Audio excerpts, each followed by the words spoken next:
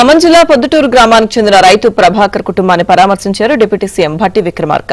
రైతు ప్రభాకర్ భూమిలో వేసిన మెరకను తొలగించారని మనస్తాపం చెంది ఆత్మహత్య చేసుకున్నట్లు వీడియో ద్వారా తెలుసుకున్నానని తెలిపారు. జరిగిన ఘటన చాలా బాధాకరమన్నారు.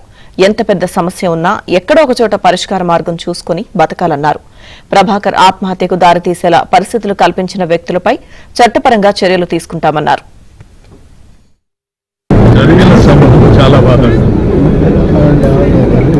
ప్రాణం చాలా విలువైంది.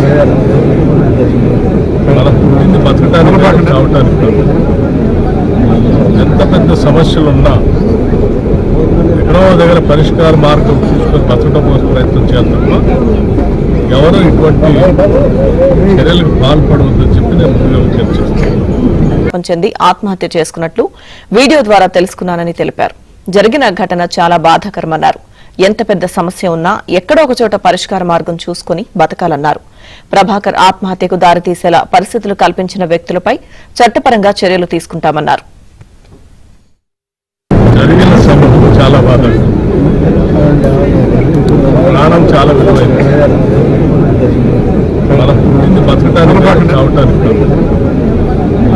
ఎంత పెద్ద సమస్యలున్నా ఎక్కడో దగ్గర పరిష్కార మార్గం చూసుకొని బతకడం కోసం ప్రయత్నం చేద్దామా, ఎవరో ఇటువంటి చర్యలకు పాల్పడవద్దని చెప్పి నేను ముందుగా చర్చిస్తున్నాను.